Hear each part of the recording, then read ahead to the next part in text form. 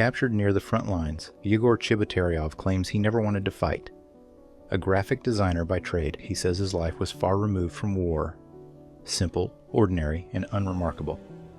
But here he stands, in the ruins of a Ukrainian village, surrounded by the echoes of destruction. His hands, once skilled in creating art, now gripped weapons of war. How does a man who professes to be a victim of circumstance become an active participant in an unjust invasion? His story, marked by coercion, fear, and denial, offers an unsettling glimpse into the machinery of conflict, a machinery that takes ordinary men and transforms them into agents of chaos. What truth lies behind his words, and how does one reconcile personal guilt with the devastation left behind? In February 2022, the world watched in shock as Russia unleashed a full-scale invasion of Ukraine, a war that shattered decades of European peace. Branded as a special military operation, the Kremlin justified its aggression with claims of protecting Russian-speaking Ukrainians and fighting so-called Nazi elements. These claims were amplified by state-controlled media, creating a fog of propaganda that obscured the brutal reality, an unprovoked act of violence against a sovereign nation. What the Kremlin expected to be a quick victory turned into a protracted conflict. Ukrainian forces mounted fierce resistance, reclaiming occupied territories and inflicting heavy casualties on the invading army. As Russian losses mounted, cracks in the military's facade of strength became impossible to ignore. By late 2022, desperation set in. With professional forces depleted, the Kremlin announced an unprecedented mobilization. Hundreds of thousands of ordinary men were conscripted to sustain a faltering war effort. Yegor Chebotaryov was one of them. A graphic designer from Lipetsk, he lived a life far removed from war. His days were spent editing wedding videos and dreaming of mastering new software. But like many others, he found himself swept into a system that brooked no dissent. A summons delivered to his workplace left him with two choices: report to the recruitment office or face a prison sentence of up to 5 years. The decision was less a choice than a grim ultimatum. This mobilization wasn't simply about bolstering troop numbers, it was a show of power. Russian propaganda worked in tandem with the state's coercion, spinning tales of heroism and national defense. Questioning the war's motives was labeled unpatriotic, dissent was quashed, and citizens were bombarded with images of supposed Ukrainian atrocities. This campaign turned fear into a weapon, silencing opposition and enforcing compliance. For men like Yegor, the stakes were more than just legal repercussions. Rejecting the draft meant social ostracism, financial ruin, and a bleak future in a society that punished those who refused to conform. Many were forced to comply, stepping into roles they neither wanted nor were prepared for. Yet crossing into Ukraine turned these reluctant conscripts into invaders, tasked with enforcing the Kremlin's ambitions on foreign soil. Yegor's story is one of coercion, but it is also a story of complicity. What happens when fear and propaganda turn ordinary citizens into participants in a war they neither chose nor understood? And where does personal responsibility begin in the face of systemic coercion? His journey offers a stark window into the machinery of a conflict that has consumed lives and nations alike. Yegor Chebotaryov's story begins like that of many ordinary Russians, far removed from the chaos of war. In his hometown of Lipetsk, he spent his days at a modest job editing videos and dreaming of a better future. Yet within weeks, this quiet life unraveled. A military summons, delivered without warning, forced him into a decision he never thought he'd face: comply and join a war he didn't believe in, or refuse and risk prison. From the moment he stepped into the military recruitment office, Yegor's life took a dramatic turn. He was thrust into a world of chaos and uncertainty, surrounded by men just as unprepared and unwilling as he was. The months that followed revealed a stark contrast between the peaceful civilian life he left behind and the brutal realities of life as an invader. Transported to Ukraine with minimal training and broken equipment, Yegor's experience became a study in disarray, survival, and moral conflict. But the transformation didn't stop at the front lines. Crossing into Ukrainian territory, Yegor found himself grappling with questions he couldn't escape. What does it mean to fight in a war you never supported? Can fear of reprisal excuse the role of an occupier? For Yegor, the war was not just a battlefield. It was a moral battleground, a collision of the life he wanted and the life he was forced into. And then, there was the moment that changed everything: his capture. As Russian forces crumbled under Ukrainian resistance, Yegor found himself stranded, abandoned by his own commanders. Cornered and outnumbered, he made a choice that would shape the rest of his life. He surrendered. For the first time, he faced not only the enemy but also the consequences of his actions. What followed was an unflinching interrogation of Yegor's story. He claimed innocence, painting himself as a victim of circumstances beyond his control.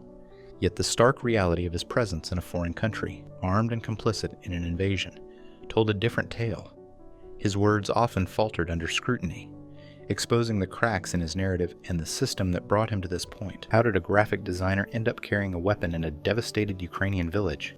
What happens when the stories we tell ourselves collide with the harsh truths of war? Yegor's surrender marked the beginning of a reckoning, not just with his captors, but with himself. His journey from reluctant conscript to captive reveals the human cost of a war fought on lies and fear.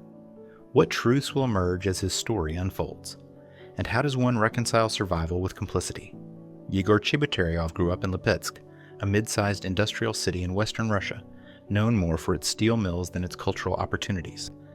The city's skyline was dominated by factory smokestacks, and its streets were lined with aging Soviet-era apartment blocks. For most residents, life was a routine, steady, predictable, and limited. For Yegor, it was home, a place of modest ambitions and simple comforts. Born into a working-class family, Yegor's upbringing was shaped by practicality. His father worked at a local metallurgical plant, often pulling double shifts to keep the household afloat. His mother juggled several part-time jobs, from cleaning offices to selling homemade goods at the local market. Their income was just enough to pay the bills and occasionally afford small luxuries like a family outing or a new winter coat. As a child, Yegor showed an unexpected gift for creativity. While many of his peers spent their free time outdoors, Yegor found solace in sketching, doodling scenes of faraway worlds and characters from his imagination. His parents encouraged this passion in small ways, saving up to buy him a set of colored pencils or a sketch pad when they could. It was clear to them that Yegor's mind wasn't destined for the factories that defined Lipetsk life. By his teenage years, Yegor discovered computers, and with them, a new medium for his creativity. He spent countless hours at the city library's computer lab, experimenting with basic graphic design software. It was there that he first dreamed of turning his hobby into a career. He envisioned himself as a designer, perhaps even an animator, creating visual stories that could captivate and inspire. After finishing school, Yegor pursued his passion by enrolling in a vocational program for graphic design. While his peers focused on more traditional careers in engineering or trades, Yegor's choice raised eyebrows. Many questioned the practicality of such a profession in Lipetsk, where the job market revolved around heavy industry. But Yegor persevered, balancing his studies with part-time work to afford the tuition. Eventually, Yegor graduated and found work as a graphic designer. His projects weren't glamorous, editing wedding videos, creating flyers for local businesses, and designing labels for products at a nearby baby food factory. It wasn't the career he had envisioned, but it was steady work that paid the bills and allowed him to continue honing his craft. He dreamed of mastering advanced programs like Adobe After Effects and one day working on high-profile projects in Moscow or even abroad. Despite the challenges, Yegor's life in Lipetsk wasn't without its joys. He cherished quiet weekends spent with his parents, watching old movies, or sharing simple home-cooked meals. He had a small but close circle of friends, many of whom shared his frustrations with the city's lack of opportunities. They often gathered in local cafes, imagining what life might be like in places where their talents could truly thrive. Yegor was not politically inclined. He didn't attend protests or engage in debates about the state of Russia. Like many in his generation, he felt detached from the government and its grand narratives. The promises of progress often rang hollow, overshadowed by the struggles of everyday life. For Yegor, politics were a distant concern, something to be avoided rather than confronted. One thing was certain: Yegor never saw himself as a soldier. He had completed his mandatory military service years earlier, fulfilling what he saw as an obligatory chore rather than a calling.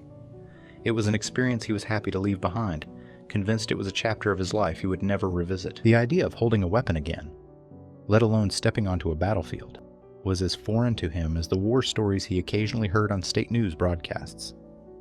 Yet, life in Lipetsk was far from perfect. While Yegor found moments of happiness in his work and relationships, he couldn't escape the feeling of being stuck. The city's economic stagnation offered little room for growth, and his salary barely stretched far enough to save for the equipment he needed to advance his career. Still, he held on to his dreams, clinging to the hope that someday, somehow, he could break free from the confines of his hometown. Yegor's life was ordinary in every sense. A young man navigating the challenges of adulthood in a small Russian city.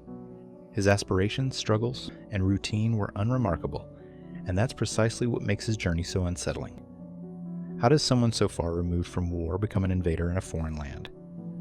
How does a quiet life in Lipetsk transform into one of violence and destruction? For Yegor, the answers lay not in his choices but in the forces that would soon sweep his life into chaos. Forces that he, like so many others, felt powerless to resist. Yegor Chebotaryov's family life reflected the struggles of millions of ordinary Russians. His parents, though loving, bore the weight of a system that had long prioritized survival over prosperity. His father, a laborer at a metallurgical plant, often returned home exhausted, his hands rough and calloused from years of hard work. His mother, juggling part-time jobs, stretched their modest income to cover rent, groceries, and other necessities. Growing up in this environment, Yegor learned early on the value of resilience and resourcefulness. As he entered adulthood, the pressures of providing for himself and contributing to his family's stability became Yegor's reality. Lipetsk, like many industrial cities in Russia, offered limited opportunities for advancement. The economic downturn that gripped the country further dimmed the prospects for people like Yegor, whose talents as a graphic designer were rarely in high demand. His work, while steady, paid just enough to get by.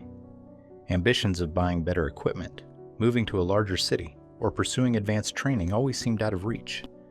Yegor often grappled with guilt over his inability to support his parents in the way he wanted. They never demanded much from him, but he knew how hard they had worked to give him a better life. Their quiet sacrifices, like skipping new clothes for themselves to afford Yegor's art supplies as a child, were not lost on him. He felt an unspoken obligation to repay their efforts, even as the opportunities to do so seemed increasingly elusive. Outside his family, societal pressures weighed heavily on Yegor. In a culture steeped in traditional expectations, the absence of a clear path to success often invited judgment.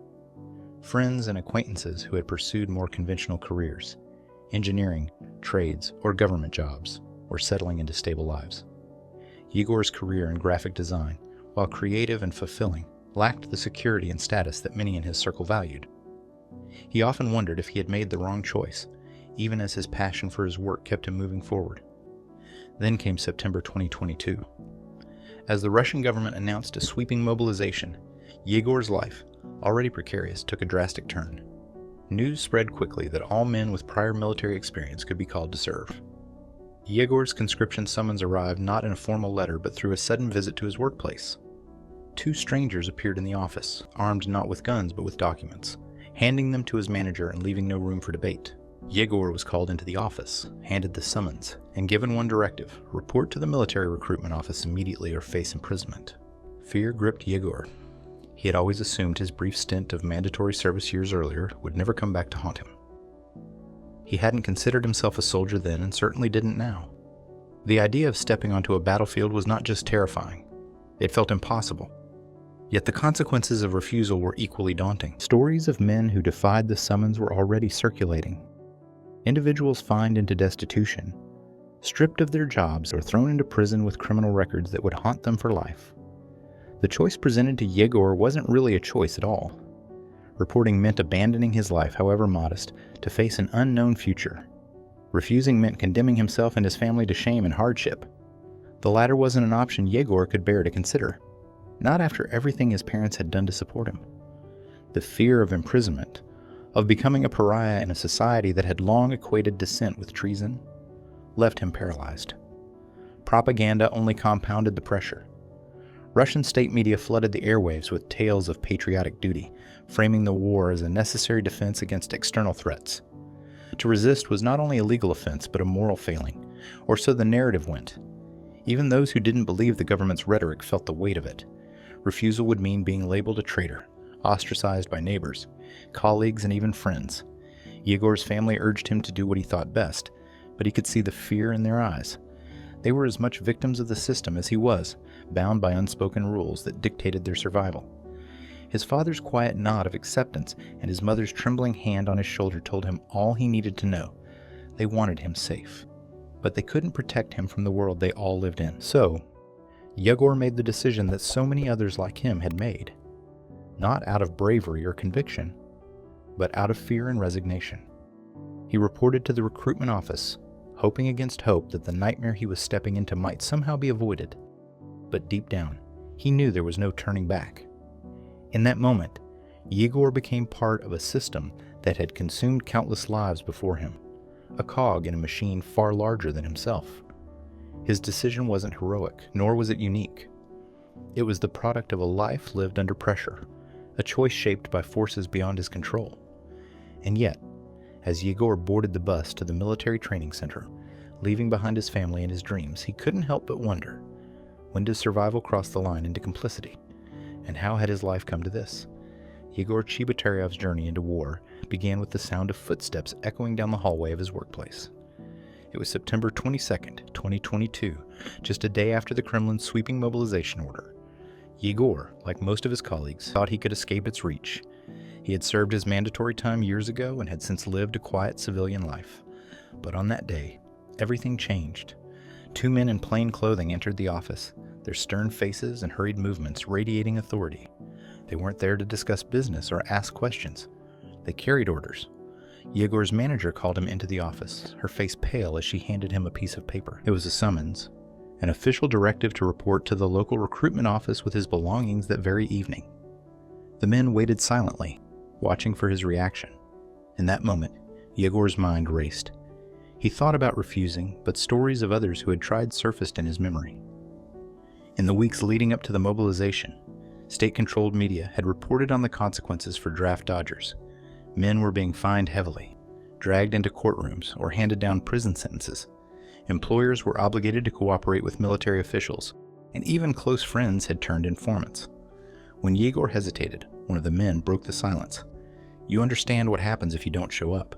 3 to 5 years. Do you really want to throw your life away like that?" The words weren't shouted, but their weight was unmistakable. The manager avoided his gaze, her trembling hands a testament to her own fear. It was clear to everyone in the room that this was not a request. In a last-ditch effort to stall, Yegor asked for time. He claimed he needed to handle personal matters, to prepare himself mentally and physically. But the men dismissed his pleas with cold efficiency. "Your matters can wait. Your country needs you now," one of them said, their tone making it clear there would be no negotiation. Yegor left the office in a haze, clutching the summons as if it might disappear if he held it tight enough. That evening, he sat alone in his apartment, staring at his packed bag and weighing the impossible decision before him. Reporting meant abandoning everything he had worked for, his job, his family, his dreams. Refusing meant becoming a criminal, a label that would follow him for the rest of his life, even if he avoided prison. The fear of societal rejection and the shame he would bring to his family loomed large in his mind. The next morning, Yegor tried to find a way out. He visited the local recruitment office under the guise of compliance, hoping for leniency or a loophole. Perhaps his old injuries from military service, a lingering back problem or occasional seizures, could exempt him. But when he entered the crowded office, he saw dozens of men like himself, all clinging to the same faint hope.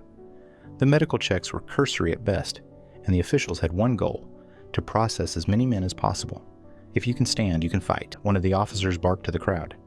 Yegor's attempts to explain his health issues were met with indifference. The doctor barely looked up from his clipboard as he signed off on Yegor's papers. "You'll be fine." "Next," he said, waving Yegor out of the examination room.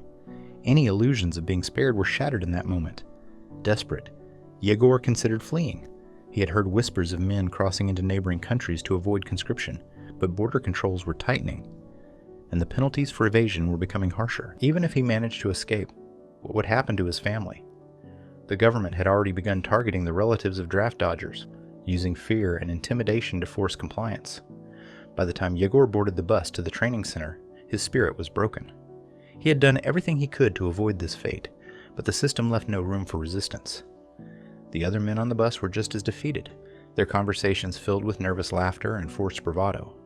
Most, like Yegor, had never expected to see the inside of a military barracks again. Now they were heading into the unknown, armed with nothing but a uniform, and the knowledge that their lives no longer belonged to them. As the bus pulled away, Yegor looked out the window, his hometown fading into the distance. He felt an overwhelming sense of loss, not just for the life he was leaving behind, but for the person he used to be. He had no love for the war, no loyalty to its cause, yet here he was, a reluctant participant in an invasion he couldn't escape. It was the price of survival in a system that punished defiance with ruin. In that moment, Yegor realized that the machinery of war didn't just operate on the battlefield. It worked in offices, in hospitals, and in the quiet despair of men who had no choice but to comply. The uniform he now wore was not just a symbol of the state's power. It was a reminder of how easily fear could strip a person of their agency, turning them into another cog in the relentless machine. Yegor's arrival in Ukraine was marked by a surreal mix of chaos and dread.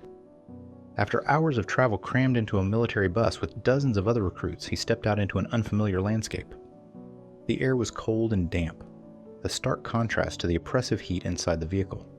The recruitment officers barked orders, herding the men into a makeshift camp. It was their first stop on a journey that none of them truly understood. The disorganization was immediately apparent. Soldiers wandered aimlessly, clutching tattered duffel bags and looking as lost as Yegor felt. The camp itself was little more than a collection of tents pitched haphazardly around a muddy field. Trucks unloaded piles of mismatched uniforms and boots, some in sizes that didn't fit, forcing recruits to trade with each other or make do. Weapons were distributed with similar carelessness. Rifles that jammed easily, outdated ammunition, and broken straps. One officer joked that their equipment was older than the men holding it, but no one laughed. Medical checks, which Yegor had been assured would take place, were non-existent. Men with visible injuries from previous jobs or illnesses were ignored. Yegor noticed one man limping on a pair of crutches, yet he was still issued a weapon and told to keep up. Another recruit, who had a visible neurological tremor, was given a rifle and sent to the same training as everyone else. Yegor, too, felt the weight of his own untreated health issues. A back injury from his earlier military service and recurring seizures that had been dismissed during his rushed medical clearance. There was no time or inclination to address any of these concerns. The goal was to move the recruits to the front as quickly as possible. Training, if it could be called that, was minimal. Over the next few days, Yegor and his unit were instructed in the basics of rifle handling and field maneuvers, but even this was rushed and chaotic. The officers seemed more concerned with getting the recruits out of the camp than teaching them how to survive. "You'll learn in the field," one commander muttered, a grim resignation in his voice. The condition of the equipment only added to Yegor's growing unease. The armored vehicles they were assigned were in disrepair, with some barely able to start. His assigned infantry fighting vehicle, IFV, had a faulty turret that veered uncontrollably to one side, and a radio that didn't work at all. Other vehicles had flat tires or leaking fuel tanks, and there were few tools available for repairs. Yegor overheard one mechanic joke, "If the enemy doesn't kill us, these machines will."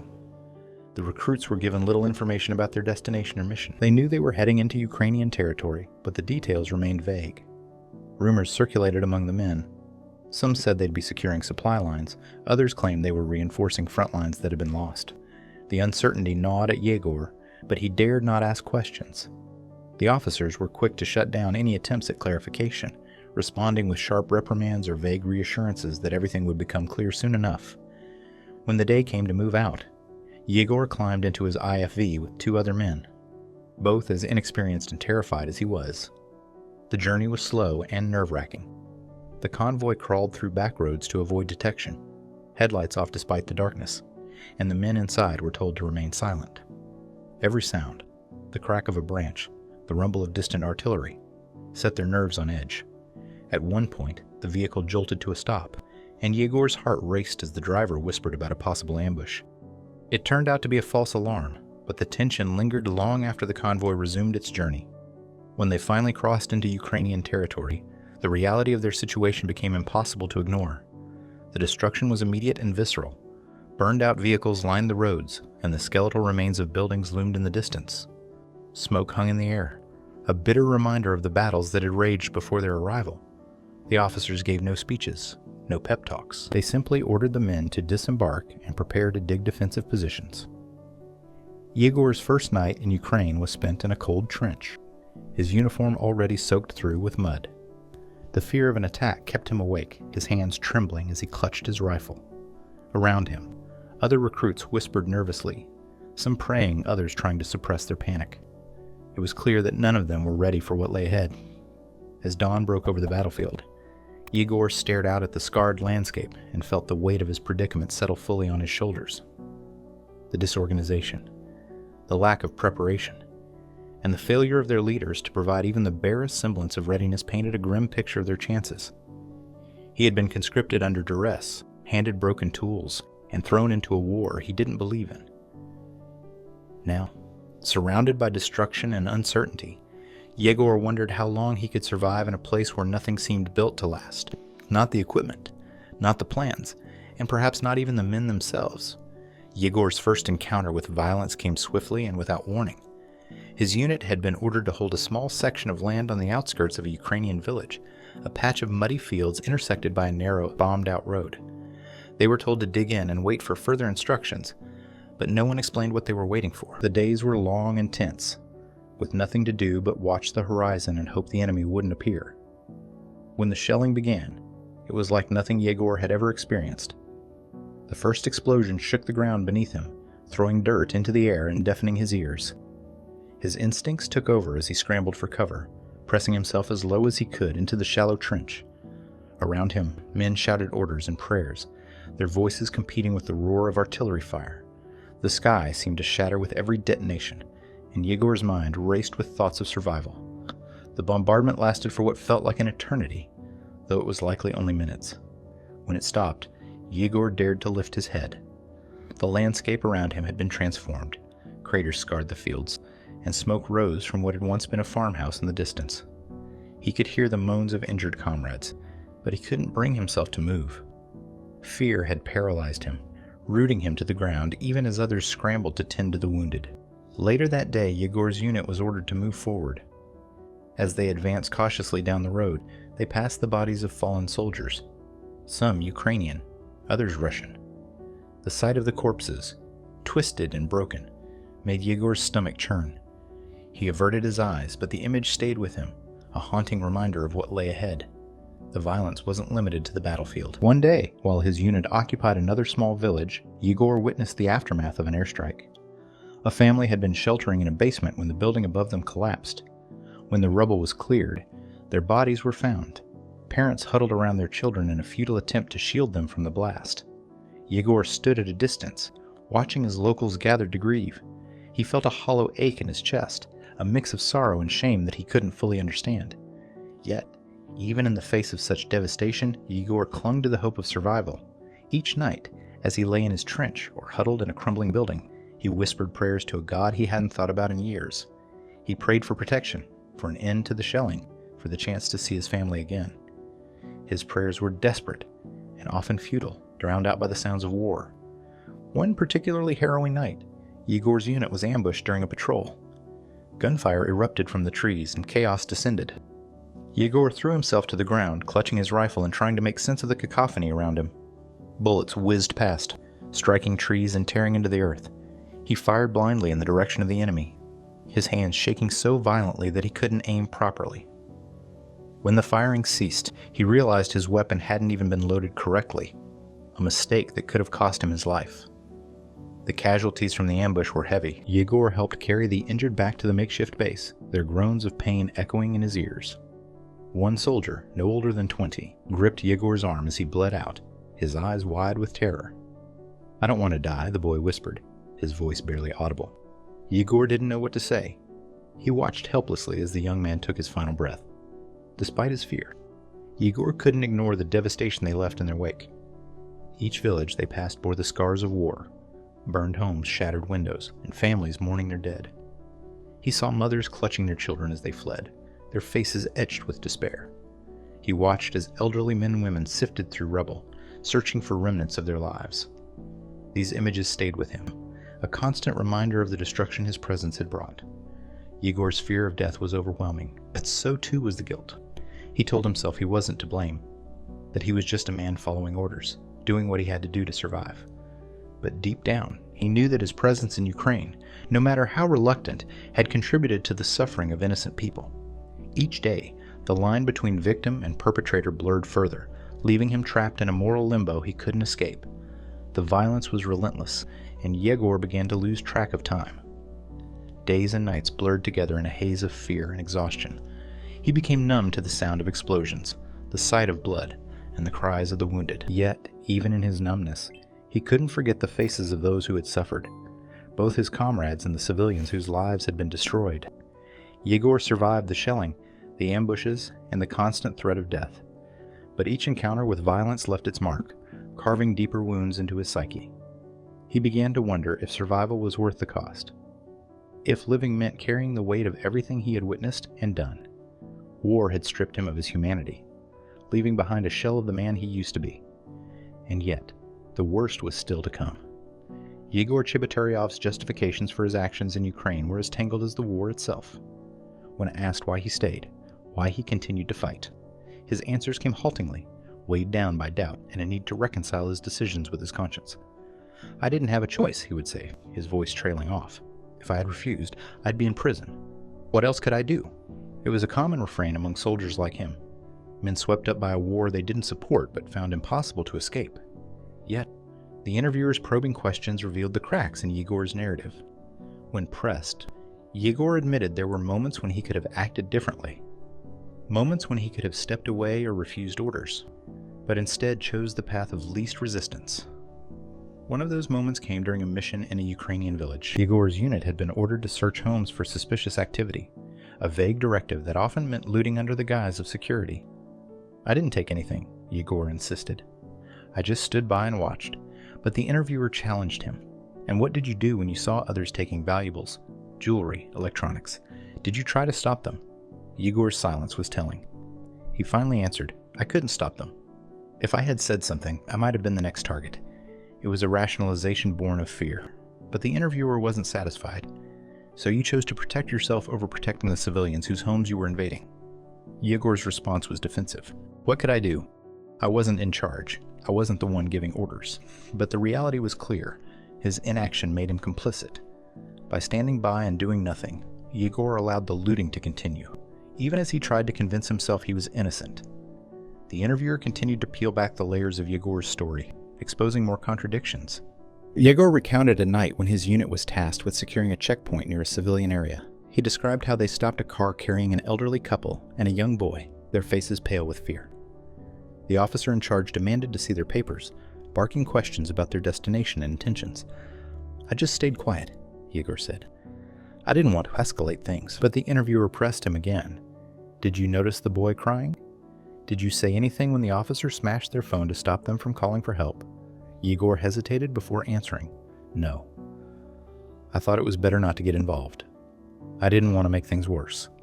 The admission was damning. His silence, his refusal to act, had only deepened the family's suffering. Yegor tried to explain away his choices, framing them as acts of self-preservation. He spoke of the pressure to conform, the fear of retribution from his commanders and fellow soldiers. "You don't understand what it's like," he told the interviewer.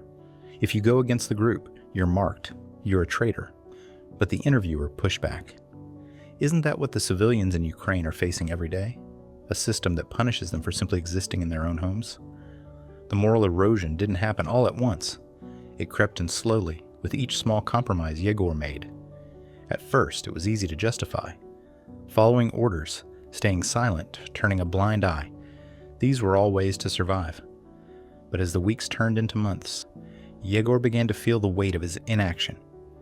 The faces of the civilians he had wronged haunted him at night, their silent accusations cutting through his attempts to rationalize his behavior. One story in particular stuck with him. Yegor described a moment when his unit entered a school building that had been converted into a shelter. The walls were covered with children's drawings, crude depictions of flowers and families that contrasted starkly with the destruction outside. His commander ordered the building cleared, claiming it was a potential threat zone. The families were forced out into the freezing night, their belongings left behind. Yegor didn't say a word. "I didn't want to be the one to question orders," he explained. But the memory of those children's faces, pressed against the windows as they were led away, stayed with him long after. The interviewer seized on this story, asking, "Do you think those children remember you as someone who just followed orders, or as someone who helped destroy their home?" Yegor's voice faltered. "I don't know," he admitted. "Maybe they hate me. Maybe they should." As the interview continued, it became clear that Yegor's attempts to justify his actions were as much for himself as for anyone else. He needed to believe that he had no choice, that he was a victim of circumstance rather than an agent of harm. But the interviewer's questions refused to let him off the hook. At what point does survival stop being an excuse? When does silence become complicity? Yegor had no answers. His rationalizations crumbled under the weight of his own contradictions. The choices he made, the moments when he chose to prioritize his own safety over doing what was right, were impossible to ignore. He had entered the war as a reluctant conscript, but his actions, or lack thereof, had made him part of the machinery of destruction. By the end of the conversation, Yegor's defenses had worn thin. He no longer tried to argue that he was blameless. Instead, he spoke of regret, of wishing he had found the courage to act differently. But even his regret felt hollow in the face of the devastation he had helped inflict. The interviewer's final question lingered in the air, unanswered. Do you think your fear absolves you of the harm you caused? Yegor could only lower his head, silent once again. Yegor Chebotaryov's capture was as sudden as it was surreal. His unit had been holding a defensive position on the outskirts of a small village when everything fell apart. Ukrainian forces launched a coordinated assault, striking with precision and overwhelming firepower. Within minutes, the line was breached. Chaos erupted as soldiers scrambled to retreat, shouting over the deafening explosions and the rattle of gunfire. Yegor found himself cut off from his unit, crouching behind a broken wall, clutching his rifle with trembling hands. He could hear the sound of Ukrainian soldiers advancing, their voices growing louder with each passing moment. His mind raced. Should he try to run? Fight? Hide? Every option seemed equally hopeless. The realization hit him like a blow. He was trapped. When the voices were nearly upon him, Yegor made a split-second decision. He stood up slowly, raising his hands above his head and dropping his rifle to the ground. His heart pounded as he called out, his voice cracking under the weight of his fear. I surrender. Don't shoot. The words felt foreign on his tongue, but they were the only thing standing between him and death. The Ukrainian soldiers appeared moments later, their weapons trained on him. Yegor froze, his hands still in the air, his breath coming in shallow gasps. For a few agonizing seconds, no one spoke. Then one of the soldiers, a young man with a stern expression, barked an order in Ukrainian. Yegor didn't understand the words, but the meaning was clear. He was told to lie face down on the ground. As he complied, pressing his cheek into the cold, damp soil, Yegor felt a wave of humiliation and relief wash over him. He was alive. For now. The fear of being shot lingered, but the adrenaline coursing through his body dulled the edges of his terror. He closed his eyes, waiting for what would come next. The soldiers searched him quickly, their hands rough but efficient. They took his identification, his phone, and anything else of value. One soldier muttered something that made the others laugh. Yegor couldn't tell if it was at his expense, but the sound of their laughter felt like an odd intrusion into the gravity of the moment. It was a reminder that, despite the war, these men were human too. After securing him, the soldiers stood him up and began walking him toward their position. Yegor stumbled as they prodded him forward, his legs weak from fear and exhaustion. Along the way, they passed the bodies of his fallen comrades. He averted his eyes, unwilling to look at the faces of men he had shared meals and conversations with just hours earlier. As they reached the Ukrainian side, the atmosphere shifted. Yegor was pushed into a makeshift holding area where other captured soldiers were already seated, their faces pale and drawn. The soldiers guarding them didn't speak much, but their actions were deliberate and controlled. Yegor noticed small gestures, one soldier handing a captured man a bottle of water, another adjusting a prisoner's restraints to make them less uncomfortable. It wasn't kindness exactly, but it wasn't cruelty either. At one point, a Ukrainian soldier approached Yegor directly, squatting down to look him in the eye. "Why are you here?" the soldier asked in Russian, his tone calm but piercing. Yegor stammered out the only answer he could think of. "I didn't have a choice." The soldier's expression hardened. "None of us do," he replied. Before standing and walking away, that brief interaction stayed with Yegor. In that moment, he felt the weight of his decisions more acutely than ever. His fear of dying, his willingness to surrender, even his relief at being taken alive, all of it was tied to a deeper reckoning with his role in the war. He had hoped that surrendering would bring an end to his nightmare. But it was only the beginning of a new chapter, one where he would have to confront the choices that had led him here. That night, as Yegor sat among the other prisoners, he allowed himself a moment of fragile hope. He was alive, and for now, that was enough. But in the quiet moments between the rustling of leaves and the distant echoes of artillery, he couldn't escape the thought that his survival came at a cost he would soon have to face. Yegor Chebotaryov sat across from the interviewer, his hands fidgeting as he began to recount his story. "I didn't want to fight," he said, his voice heavy with resignation. "I never supported this war. I didn't ask to be here." It was a refrain that punctuated much of his narrative, a plea for understanding, even sympathy. But the interviewer wasn't convinced. They leaned in, their voice calm but cutting. "Yet here you are, captured in Ukraine, armed and in uniform. How do you explain that?" Yegor hesitated, searching for the right words. "I was forced," he said finally. "They came to my workplace and gave me no choice. If I didn't report, I'd be thrown in prison." He glanced at the interviewer, hoping his explanation would suffice. But the response was swift. "And yet, when you crossed into Ukraine, when you carried a weapon, you were no longer just a conscript. You became an occupier. Do you accept that?" The question lingered in the air, heavy and unrelenting. Yegor shifted in his seat. "I didn't shoot anyone," he said defensively. "I tried to stay away from the fighting. I wasn't like the others." The interviewer raised an eyebrow. "You carried a rifle. You marched into a foreign country. Do you think simply avoiding the trigger absolves you of responsibility?" This pattern repeated throughout the interview. Yegor would describe himself as a victim of circumstance, a man with no agency, while the interviewer dismantled his claims with pointed questions. When Yegor spoke of the looting he had witnessed, he tried to distance himself. "I didn't take anything," he said firmly. But the interviewer pressed him. "Did you stop others from taking things? Did you report it to your commanders?" Yegor's silence was answer enough. "You see," the interviewer continued, their tone growing sharper, "standing by while others commit crimes doesn't make you innocent. It makes you complicit. You were there. You let it happen." Yegor lowered his head, his words faltering. "I was scared," he admitted. "I thought if I spoke out, they'd turn on me." The conversation turned to specific moments in Yegor's deployment, instances he had previously described as unavoidable. He spoke of the night his unit cleared a village, forcing residents from their homes. "I didn't want to do it," he said. "But what could I do? I was just following orders." The interviewer seized on the phrase, "following orders." "Do you think that excuse will matter to the families whose homes you destroyed? Do you think they see you as a victim?"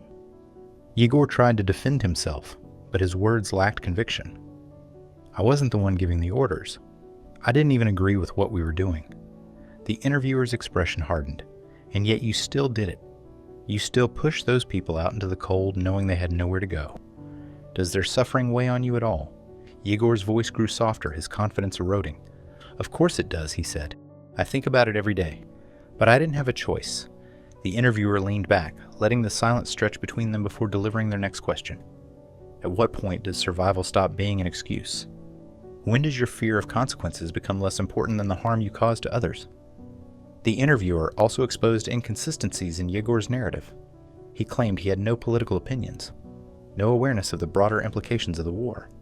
"I didn't even follow the news," he said at one point. But the interviewer quickly challenged him. "Yet you knew enough to fear prison if you refused. You knew enough to report when summoned. You can't have it both ways. You can't have it both ways. Either you were aware, or you were willfully ignorant." As the conversation unfolded, Yegor's attempts to minimize his role in the war unraveled further. He described his capture as the end of his nightmare, a chance to start over. "I just want to go home," he said. "I've suffered enough." But the interviewer wasn't ready to let him off the hook. "Have you suffered enough, or are you only beginning to understand the suffering you've caused?" The interviewer then turned to the human cost of Yegor's actions. They described the civilians displaced by his unit, the children left without homes, killed in the fighting. "You say you didn't want this," the interviewer said, their voice tinged with disbelief. "But your presence here made it happen. You were part of the machine that brought this destruction. Do you take any responsibility for that?" Yegor's response was halting. "I don't know," he said finally. "I didn't think about it like that. I was just trying to survive." The interviewer leaned forward, their voice firm. "Maybe it's time you started thinking about it. Survival isn't the same as innocence. Fear doesn't erase accountability." By the end of the interview, Yegor seemed deflated. His initial claims of innocence had been dismantled, his justifications exposed as hollow. He no longer protested when the interviewer described him as complicit, though his silence spoke volumes. It was clear that Yegor had come to Ukraine hoping to endure the war without truly participating. But as the interviewer's questions revealed, even inaction can have devastating consequences. And for Yegor, there were no easy answers, only the weight of a truth he could no longer avoid. Yegor Chebotaryov's account of his time in Ukraine was riddled with moments that revealed the deep moral conflict he tried so hard to suppress. As he recounted his story, he constantly sought to shift the blame to his superiors, to the system, to the circumstances. But the interviewer's relentless focus on specific events forced Yegor to confront the weight of his own responsibility, and the cracks in his justifications began to show. One of the moments Yegor shared was the night his unit entered a village under orders to secure high-value assets. The term, vague and clinical, was used to mask what was essentially looting. "I didn't take anything," Yegor said quickly, as if the admission absolved him. But the interviewer wasn't interested in what he didn't do. "Did you see others take things?" they asked. Yegor hesitated. "Yes," he admitted. "Some of the men took electronics, jewelry, even food. But I wasn't part of that." The interviewer pressed further. "What did you do when you saw them taking those things? Did you speak out? Report them?" Yegor's response was immediate but defensive. "No," he said. "It wasn't my place to say anything. I wasn't in charge." The interviewer leaned in, their voice cutting. "So you stood by and watched as people's homes were ransacked. Do you think those villagers care whether you personally took something or not? Your presence enabled it. Doesn't that make you complicit?" Yegor looked down, fidgeting with his hands. "I didn't want to get involved," he said softly. "I was just trying to keep my head down and survive." The interviewer's tone hardened. Survival at what cost? To stand by and do nothing is still a choice that allowed others to harm innocent people. Do you take any responsibility for that? This pattern repeated itself as Yegor described other moments. When asked about his role in forcing civilians from their homes, his answers were similarly evasive. "We were following orders," he explained. "They told us the area needed to be cleared for security reasons." The interviewer didn't let him off the hook. "Did you ever question those orders? Did you ever wonder what would happen to the people you forced out into the cold?" Yegor shook his head. "I didn't have time to think about that, he said. "I was just trying to stay alive." The interviewer's next question cut through his defenses like a knife. "And what about the civilians? Do you think they had time to think, to prepare? Or were they just trying to stay alive too, while you marched into their village with a rifle?" Yegor's face fell. For a moment, he seemed unable to respond. Finally, he said, "I didn't see it that way at the time. I was scared. I didn't know what else to do." Another story revealed just how deeply Yegor had internalized the system's justifications for the war. He described a checkpoint his unit manned for several weeks. Civilians passing through were subjected to intense scrutiny. Papers were checked, phones confiscated, and sometimes destroyed. One incident stood out in his memory. A family with 2 small children was stopped because their documents weren't in order. His commander ordered the father to step out of the car, shouting accusations of espionage. "I didn't think they were spies," Yegor admitted. "But I didn't say anything. I didn't want to make things worse." The interviewer seized on this moment. "You didn't think they were spies, but you stood by as your commander humiliated them as he destroyed their property. What do you think that family remembers most? The orders you followed or the fact that you did nothing to stop it?" Yegor's response was barely audible. "I don't know. I guess they probably hate me for it." The discussion turned to Yegor's broader justifications for being in Ukraine. He repeatedly framed himself as a victim of coercion, forced into the war by threats of imprisonment and societal pressure. "If I didn't go, my life would have been over," he said. "I would have been labeled a traitor, thrown in jail. I didn't have a choice." The interviewer wasn't satisfied. "But you did have a choice," they said. "You chose to come here, to cross that border, to carry a weapon. Every step you took was a choice, even if it didn't feel like one at the time. Do you ever think about the people whose choices you took away?" This question seemed to hit Yegor particularly hard. He paused for a long time before answering. "I try not to," he said finally. "It's too much to think about. I know I was part of something terrible, but I didn't want to be." The interviewer's next words were blunt. "Wanting or not wanting doesn't change the reality of what you did. You may not have wanted to hurt anyone, but your actions, your inaction, allowed it to happen. That's a burden you have to carry." The weight of responsibility hung heavy in the room as the interview progressed. Yegor's attempts to minimize his culpability had been dismantled piece by piece, leaving him face to face with the consequences of his actions. He spoke of guilt, of sleepless nights spent replaying the moments he wished he could take back. But the interviewer wasn't interested in absolution. "Guilt is a start," they said. "But it's not enough. Guilt doesn't undo the harm you caused. It doesn't rebuild the homes or bring back the dead. What will you do with that guilt?" Yegor had no answer. He could only sit in silence, his head bowed under the weight of the interviewer's words. The stories he had told, the justifications he had clung to, all pointed to a deeper truth, one he could no longer avoid. He may not have started the war, but his choices, however constrained, had made him a part of it, and no amount of rationalization could erase that fact.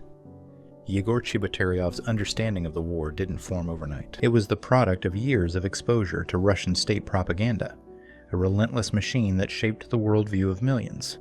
Sitting in the interview room, Yegor recounted the narratives he had heard on television, in newspapers, and from the mouths of politicians. They told us we were defending our people, he said, that Ukraine was full of Nazis who wanted to destroy Russian culture.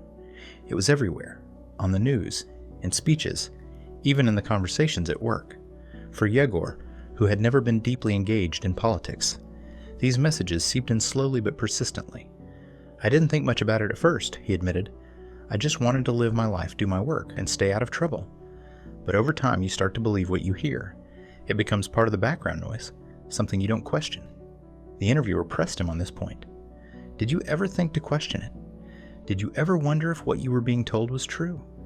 Yegor's response was hesitant. Maybe, a little, he said, but it felt dangerous to ask too many questions. Everyone else seemed to believe it, or at least pretended to. And the news always showed the same thing. Ukrainian soldiers attacking civilians, NATO surrounding us, the West trying to destroy Russia. It was overwhelming. The propaganda didn't just shape Yegor's view of Ukraine, it shaped his understanding of himself. He described how, in the weeks leading up to his conscription, the rhetoric grew more intense. State media portrayed the war as a moral crusade, a defense of Russia's sovereignty and its people. They said it wasn't just a war, Yegor explained. It was about survival, about protecting our way of life. If we didn't fight, they said, we'd lose everything. This messaging worked hand in hand with the fear instilled by the state.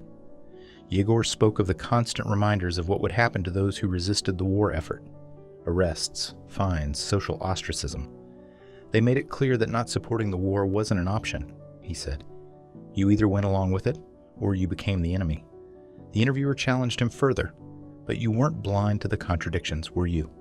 When you saw what was happening in Ukraine, when you saw the destruction, didn't it make you question what you'd been told? Yegor's face tightened. At first, I tried to make sense of it, he said. I thought maybe they were right, that we were there to help. But the more I saw, the harder it was to believe. The propaganda didn't match the reality. He described his growing discomfort as he witnessed the war firsthand. The villages they entered were not bastions of hostility, but places filled with scared civilians. The soldiers he fought alongside weren't liberators. They were looters, bullies, and opportunists. It was like everything I'd been told started to fall apart, Yegor said. But by then, it was too late. I was already there. The interviewer pushed further. And now, do you still believe any of it? Yegor shook his head. No, not anymore. I see it for what it is now. A way to control people, to keep us afraid and obedient. But back then, it was hard to see through it. They make you feel like you're part of something bigger, like you're doing the right thing. The propaganda didn't just influence Yegor, it compelled him. It played on his fears, his sense of duty, and his desire to avoid conflict. By the time he realized the extent of the lies, he was already a soldier in a foreign land, carrying out orders he didn't believe in. The interviewer's final question struck at the heart of the matter. Do you think you would have gone to war if you hadn't believed at least some of what they told you? Yegor's answer was quiet but firm. No, I don't think I would have. But that's how they get you. They make you believe just enough to keep you moving forward. The impact of propaganda on Yegor's life was undeniable. It had shaped his choices, his fears, and his sense of identity. And even as he sat there, a captive reflecting on the lies he'd been told, the weight of those lies still lingered. They were a reminder of how easily truth can be twisted, and how even the smallest seed of doubt can grow into something that controls your entire life. The conversation turned to the destruction wrought by the war, and Yegor's tone became notably distant, as if detachment could shield him from the weight of what he had witnessed. He described the landscapes he had marched through with a cold precision. Villages reduced to rubble, fields scarred by shelling, and roads littered with burned-out vehicles. It was everywhere, he said flatly. There wasn't a single place we went that didn't look destroyed. But when the interviewer pushed for more detail, Yegor's detachment began to unravel.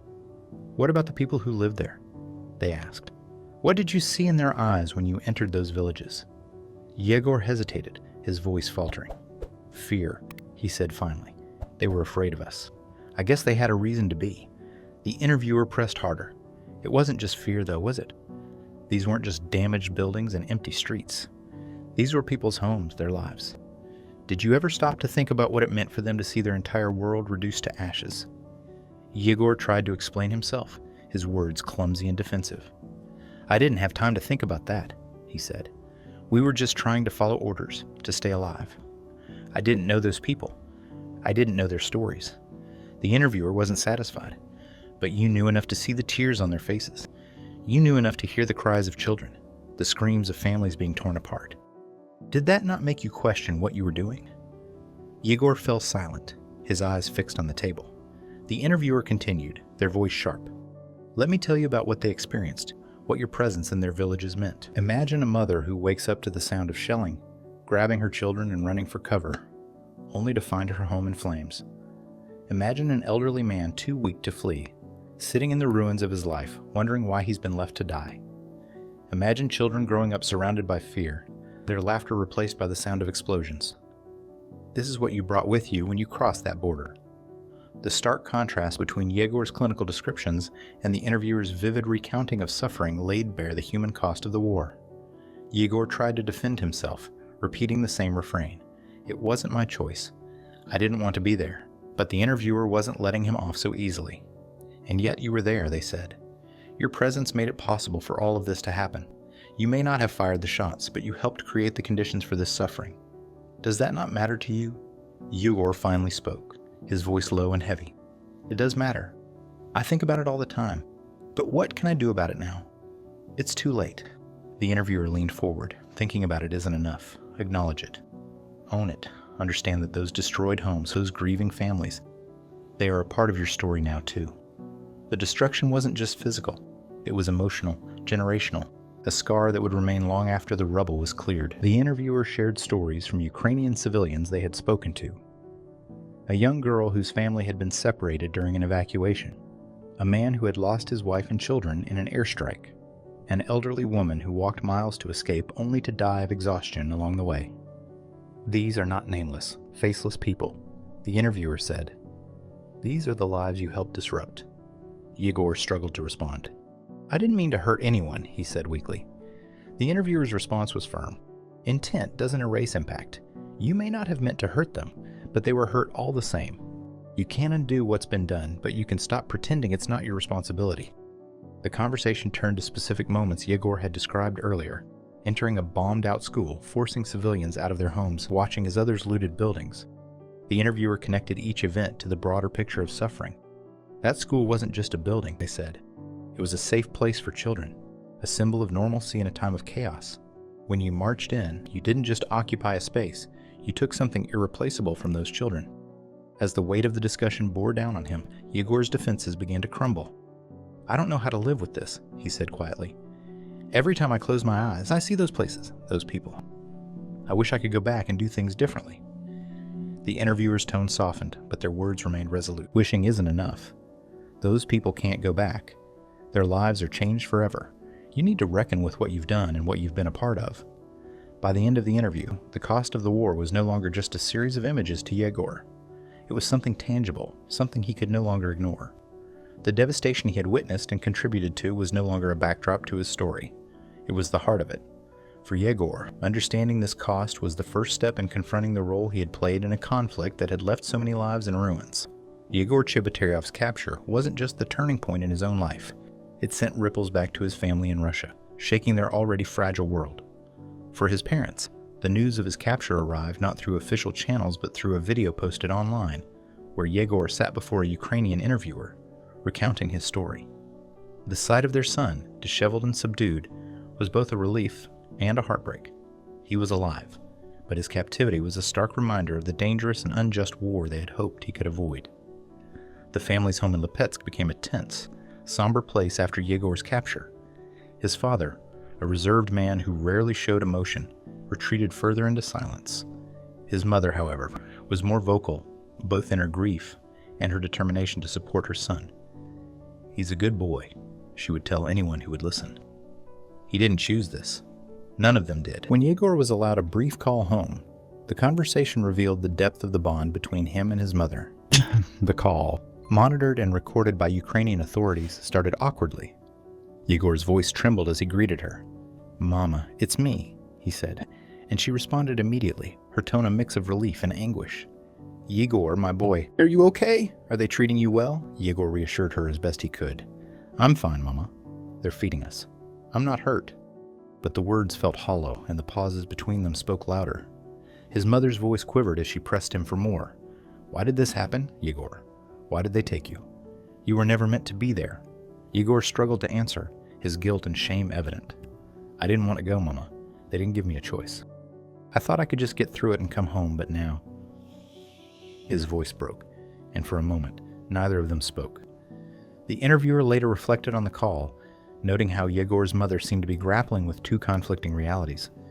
On one hand, she saw her son as a victim, an unwilling participant in a war he didn't support. On the other hand, she couldn't ignore the fact that he was in Ukraine, part of an invading force. Her love for her son was unwavering, but it was now complicated by a growing awareness of the broader implications of his actions. Yegor's mother also worried about the consequences of his capture for the family. In Russia, being associated with a prisoner of war carried its own risks. Neighbors whispered, co-workers avoided eye contact, and old friends stopped calling. She feared that Yegor's captivity might make the family a target of scrutiny or even retribution by local authorities. "We have to be careful," she said to her husband one evening. "People are watching. They'll think we've done something wrong just because of him." Despite these fears, Yegor's mother remained his fiercest advocate. She called every number she could find, from local government offices to international aid organizations, pleading for information about her son's status and pushing for his eventual return. In her mind, Yegor wasn't a soldier or a prisoner. He was her child, someone who needed to be saved. For Yegor, the call with his mother brought both comfort and pain.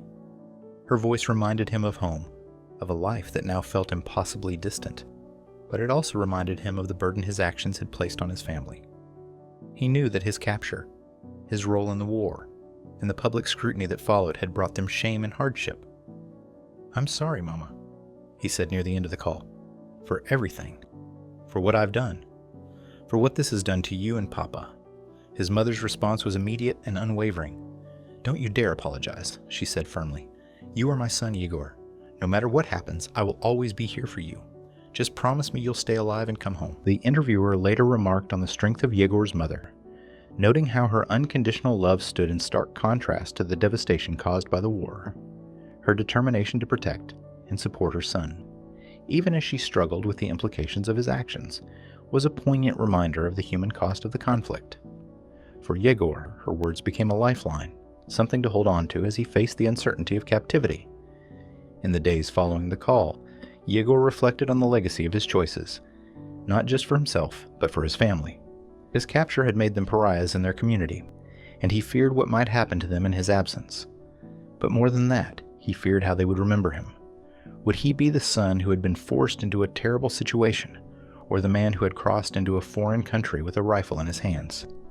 Would his actions define him in their eyes, or would their love be enough to forgive him? Yegor's story, like so many others, wasn't just about one man. It was about the people left behind, the families who bore the consequences of a war they never wanted. His mother's voice, her unwavering love, and her quiet strength became the heart of his reflections. As he sat in his cell at night, staring at the cracks in the walls, he held on to one hope above all, that he might one day return home, not just to rebuild his own life, but to mend the fractures in his family's legacy. Life in captivity for Yegor Chebotaryov was nothing like he had imagined. When he surrendered to Ukrainian soldiers, his mind raced with fears of what might come.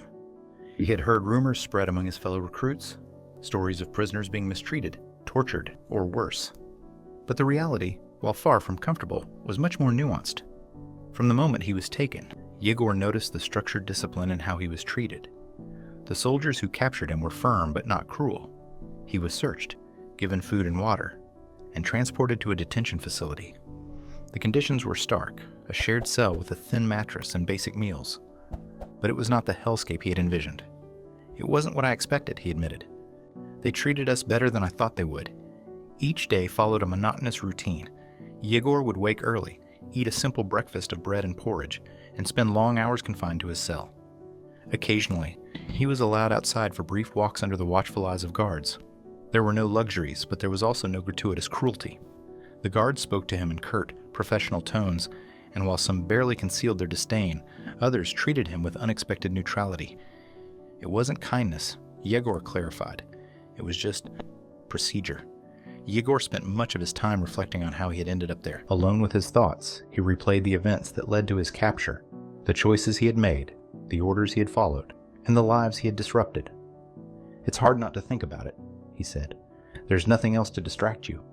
You have no choice but to face it." The starkest contrast to his expectations came in the form of his captor's willingness to engage him in conversation. On several occasions, Ukrainian soldiers or interrogators would sit across from him and ask questions. Not just about military operations, but about his motivations, his family, and his views on the war. These conversations forced Yegor to confront truths he had long avoided. "They asked me things I didn't want to think about," he admitted. "Why I was there, what I thought we were fighting for. At first, I tried to avoid answering, but they didn't let me off the hook." One soldier, during a rare moment of candor, told Yegor, "You're lucky to be alive. If the situation were reversed, would you have treated us the same way?" The question haunted Yegor, forcing him to reckon with the propaganda he had absorbed and the choices he had made under its influence. "I didn't have an answer," he said. "I still don't." Despite the relative orderliness of the prison, the emotional toll was immense. Yegor felt the weight of his isolation, cut off from his family and unsure if he would ever see them again. The uncertainty gnawed at him. How long would he be kept there? Would he be part of a prisoner exchange? Would he ever return home? These questions lingered, unanswered, making each day feel endless. Physical discomfort was a constant too. The prison's sparse amenities left Yegor perpetually cold in the damp autumn air.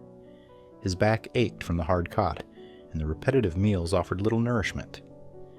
Yet these physical hardships paled in comparison to the mental strain. "The hardest part isn't the food or the bed," Yegor said. "It's the silence, the time to think."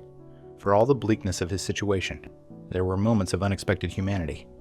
A guard once slipped him an extra piece of bread during a particularly cold evening. Another asked him, almost casually, about his family back home. These small acts reminded Yegor that even in the midst of war, individuals could defy expectations. "It made me wonder," he said, "if they could see me as a person. Why couldn't I have done the same for the people I met in Ukraine?" In his quiet moments, Yegor reflected on the stark contrast between his life before and after his capture. As a free man, he had lived with the illusion of choice, convincing himself that his actions were dictated by forces beyond his control. In captivity, stripped of freedom, he began to understand how much agency he had relinquished, not just to the state, but to his own fear. Yegor's life in captivity was one of survival, reflection, and reckoning. Each day was a test of endurance, but it also offered an opportunity to confront the truths he had long ignored. "It's not just about staying alive anymore," he said. "It's about figuring out who I am and whether I can live with that person." As he sat in his cell, the distant sounds of war fading into the background, Yegor realized that captivity wasn't just a physical state, it was a state of mind. And the only way to escape it was to face the reality of his choices head-on. When asked what he had learned from his experiences, Yegor Chebotaryov hesitated. His words, halting and careful, suggested a man still grappling with the enormity of his choices. "I've made mistakes," he said, his voice barely above a whisper. "I didn't want to be there. I didn't want any of this. But I don't know what I could have done differently." It was a familiar refrain, one that the interviewer had heard throughout their conversation. Yegor framed himself as a victim of circumstance, a man forced into a situation he couldn't control. "They didn't give us a choice," he said. "It was either fight or face prison, maybe worse." "What could I have done?" His tone was pleading, as though searching for absolution. But the interviewer was not inclined to offer it. "Yegor," the interviewer began, their voice firm but not unkind, "you've said many times that you didn't want to be there. But wanting or not wanting doesn't erase the impact of what you've done. Do you feel any responsibility for the harm you've caused? For the people whose lives have been destroyed?" Yegor's brow furrowed, and he let out a long sigh. "I think about it every day," he said. "The faces of the people we drove out of their homes, the destruction we left behind. I see them in my mind, and I wish I could go back and undo it all. But what could I have done? I was just one man." The interviewer leaned forward. "You say you wish you could undo it. But wishing doesn't change the fact that you were there, that you participated. Do you regret what you did, or do you regret the consequences it had for you? Yegor's response came after a long pause. Both, he admitted.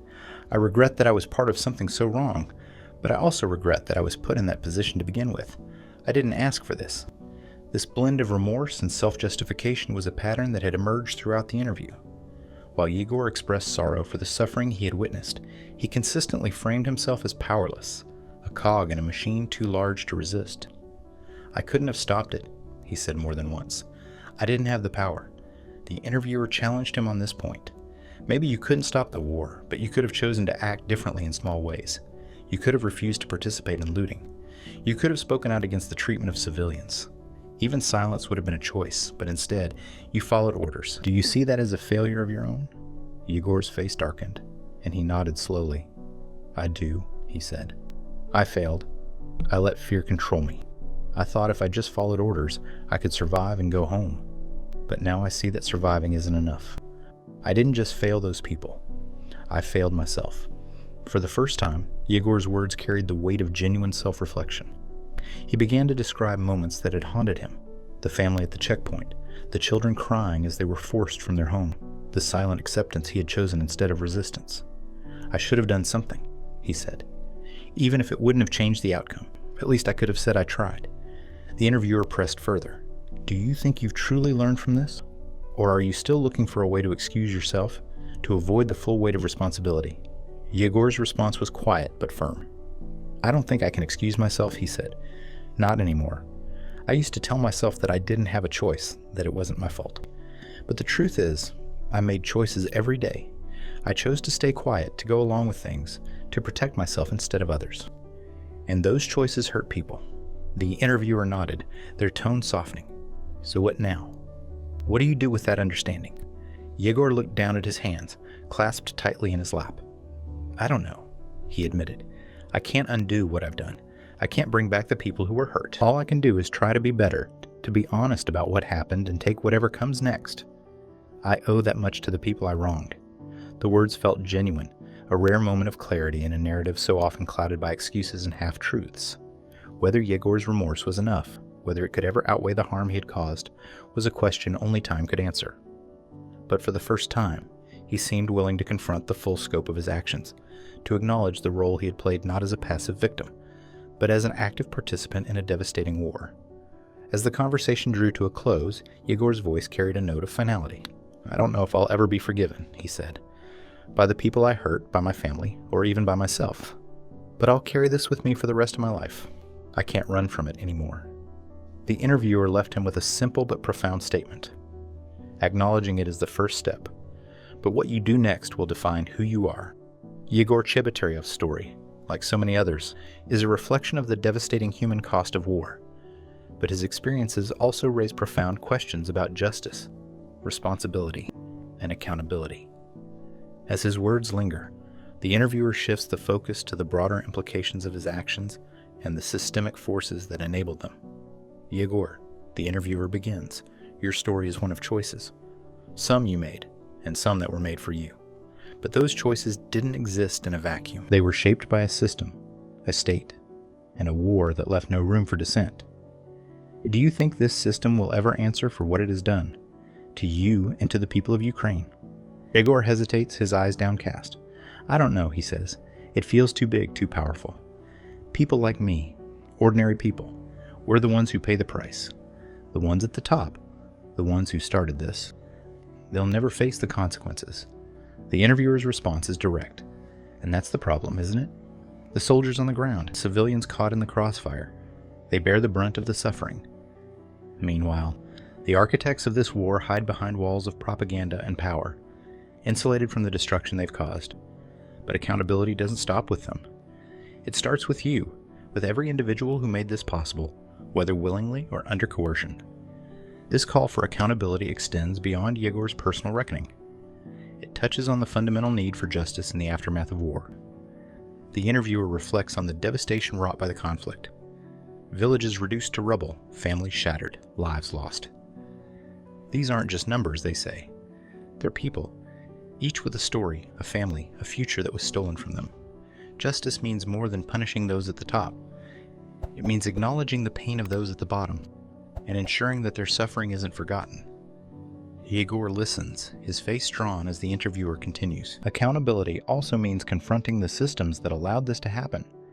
The propaganda that fueled this war, the fear that silenced dissent, the bureaucracy that turned people into pawns, all of it needs to be exposed and dismantled. Otherwise, the cycle will repeat, and more lives will be destroyed. The conversation turns to the role of the global community in seeking justice. The interviewer emphasizes that the responsibility doesn't lie solely with the nations involved, but with the world as a whole. Conflicts like this one remind us that war doesn't just affect the countries at its center. It destabilizes regions, displaces millions, and leaves scars that last for generations. Holding those responsible to account isn't just about this war, it's about preventing the next one. They look directly at Yegor, their tone firm but not unkind, and you have a part to play in that. Telling your story honestly without excuses is a step toward accountability. It won't erase what's been done, but it might help others understand the reality of what happened and why it must never happen again. Yegor nods slowly, his voice quiet. "I'll tell the truth," he says. "I owe that much to the people who suffered because of me. I don't know if it will make a difference, but I'll do it." The interviewer acknowledges his resolve but offers a sobering reminder. The truth is a start, but it's not enough on its own. Justice requires action. By governments, by institutions, and by individuals. It requires us to hold ourselves and each other accountable, to ensure that the mistakes of the past don't become the tragedies of the future. As the interview concludes, the final message is clear. Yegor's story is not just about one man's journey. It is a microcosm of a larger conflict, a testament to the devastating consequences of war and the urgent need for accountability. The interviewer's final words resonate like a challenge, not just to Yegor, but to all who hear his story. War thrives on silence, on complicity, on the absence of accountability. If we want a future without war, we must confront its truths, no matter how uncomfortable. We must demand justice for those who cannot demand it themselves. And we must never forget that the cost of inaction is measured in lives.